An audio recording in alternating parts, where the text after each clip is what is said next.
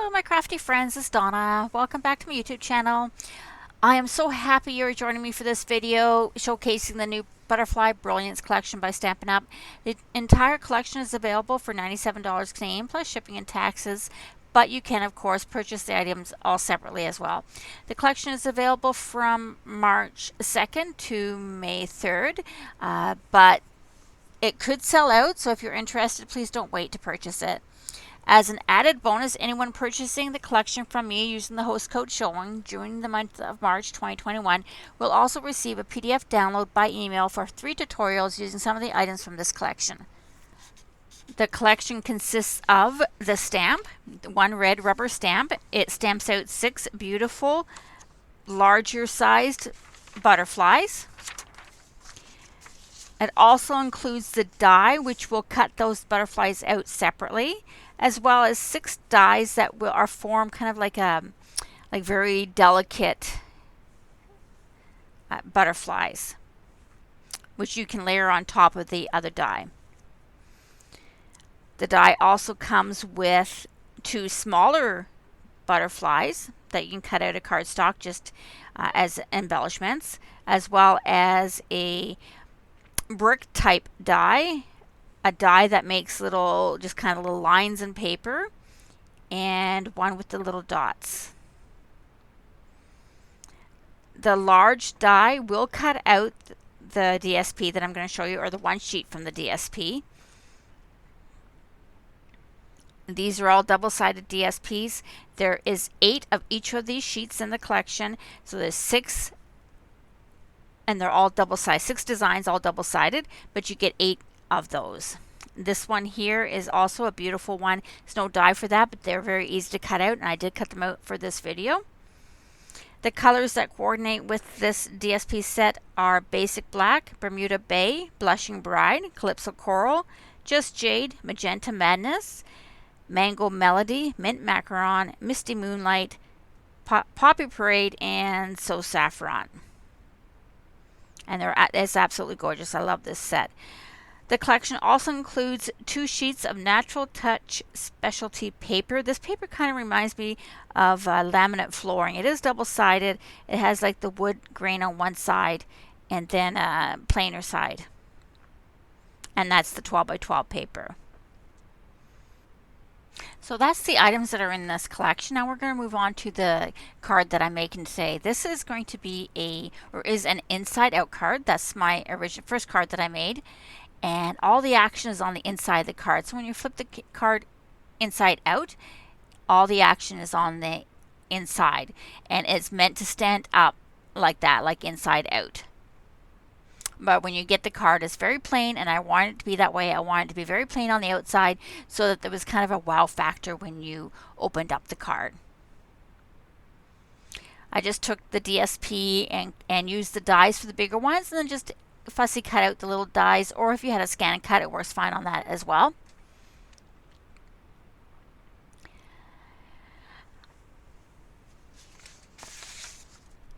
To get started with this, I'm basically only using Basic White and Blushing Bride.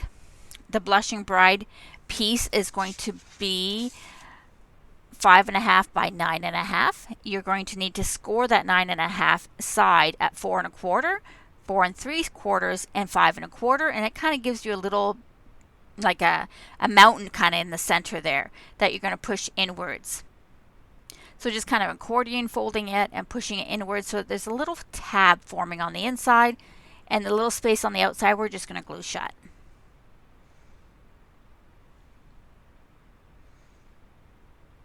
So basically it's a 5.5 by 8.5, but I added an extra inch so I could have a 1/2 inch tab on each side of the card. So I'm just going to start by taking some liquid glue. You could use maybe tape run, not tape run. I won't use tape run because I don't think it would be strong enough, but glue or a double-sided adhesive, and just glue that shut so it just looks like a normal card. I'm just laying something heavy on it so that it has a chance to attach itself and to dry. Now I need 3 pieces of Basic White. I'm using 5 1/4 by 4. I need 3 of them because the outside of the card will technically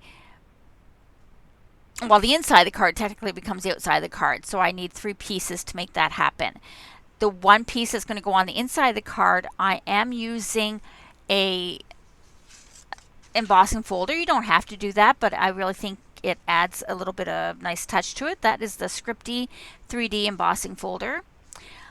On another sheet of the blushing or the basic white, the 5 1/4 by 4 basic white, I'm going to stamp from the Heal Your Heart. It's a celebration set. It's no longer available, but it was a celebration set. I'm just going to stamp thank you on it in basic gray. I didn't want it to be black. I wanted it kind of more subtle than the black. I'm just going to stamp that right in the center of that piece of basic white. Now you can use any sentiment, obviously, and almost anything would fit for this if you didn't manage to get the celebration set.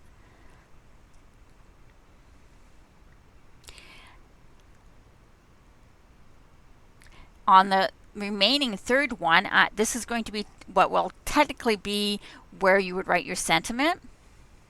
The sentiment actually ends up on the back of the card on the outside.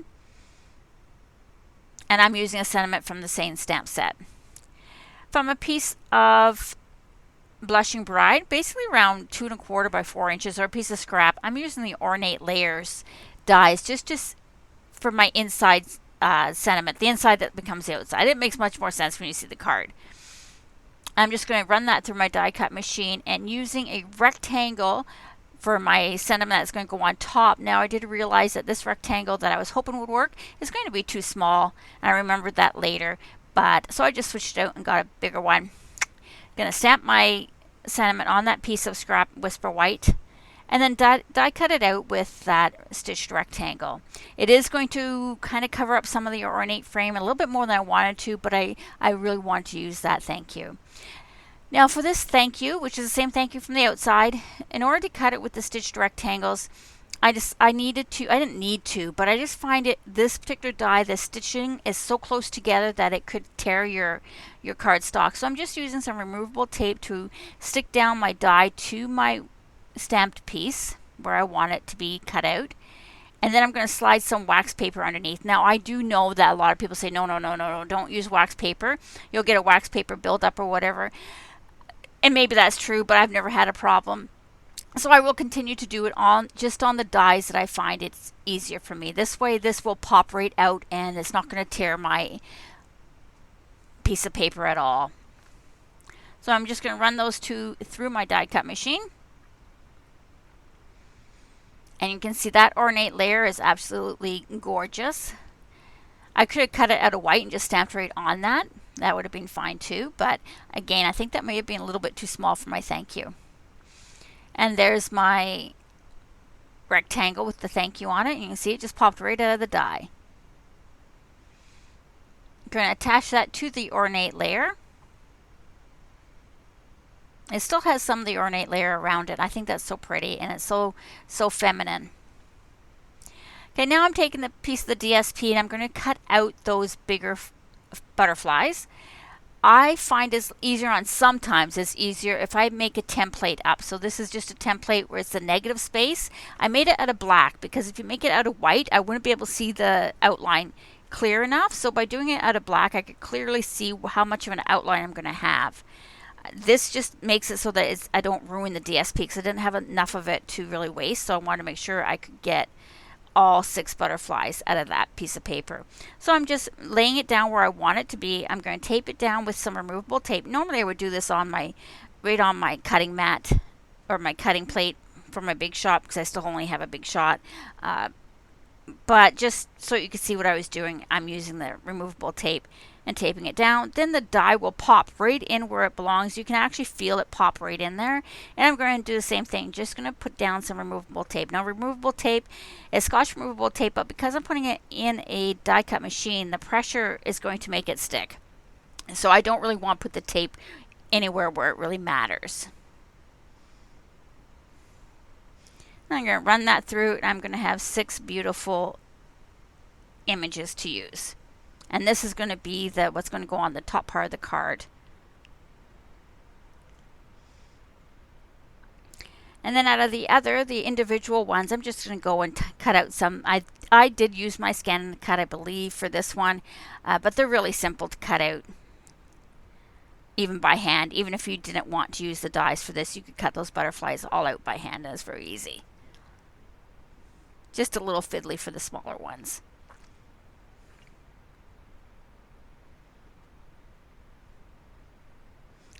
Just trying to decide how I really want to lay these out, and then I think I realized I needed some more butterflies, so I went off screen and grabbed some more. My original card had the big yellow one, and this one I think I ended up using the green one because I just thought just to do something different, I used the green one. So here I am bringing in some more of the other butterflies that I had cut out. And then I will try to decide. Now you could use the butterflies from the other DSP that's in the pack. I did on my original card, but I really wanted to keep it just to these two papers for this card.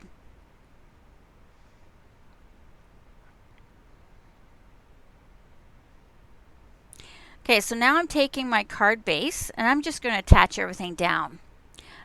For the outside, I'm using the one that is not embossed for the actual original outside of the card.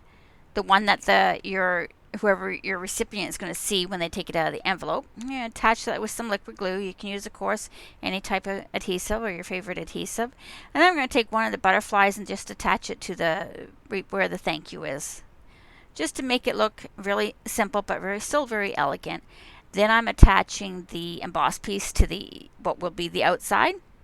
You just have to remember at this point that when you put the piece on at the back, that you do have it in the right orientation, or else it will be upside down.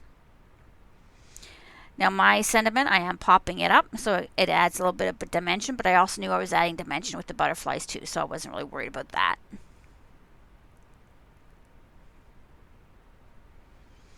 Okay, so I attached the sentiment to the back of the card, and now I'm going to decide where or how I want my butterflies to be displayed. As you can see, I have quite a few of them now ready, and I'm trying to decide how I want to form the butterflies at the top. I am going to be using the green butterfly instead of the yellow one. I'm just going to arrange them where I like. I'm basically using 3 of the bigger ones, and then I'm going to put 5 of the smaller ones, some of them from the big set, some of them from the small set, or the small DSP, in the front of it. You have to make sure though that your butterflies don't go beyond the edge of your card, because if you do, then you'll be bigger than what will fit in the envelope. So I was just measuring it up on my board to make sure that it would not do that. Once I had them laid out the way I liked, I did grab my phone and I just took a quick little picture of it so that I can remember how I did it, but as it turned out, it really didn't need the picture. I just moved them off to the side and kind of kept them where I wanted them.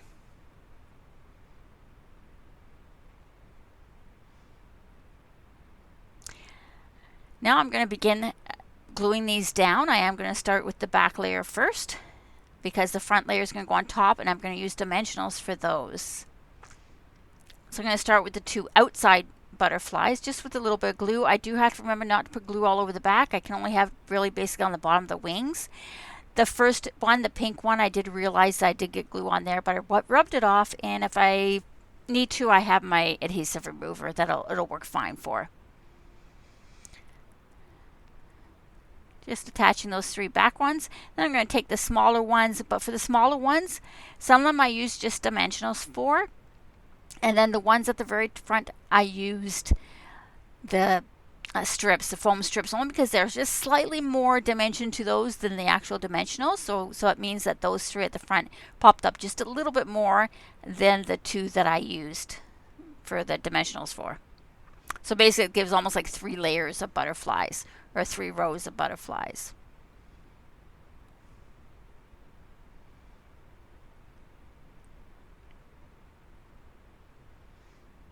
I was considering adding more because my original card I did add some more up there, but then I decided no, I'm just going to keep it. I think it looks just fine the way it is. The less weight that you have at the top of the card, the easier it's going to stand up. Now, if you try to stand this on something shiny, it's going to probably slide off, but something that has a little bit of tooth, it will be fine.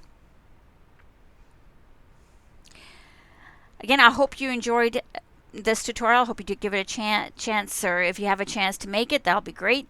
If you order it, again, the whole collection using that host code, I will have available for you a tutorial for 3 other cards that you can use to put your collection to use. There's the host code on the screen there, and that is it, and we will catch you next time. Please subscribe and hit that bell icon to be notified each time I upload a new video. Thanks for watching and stay safe.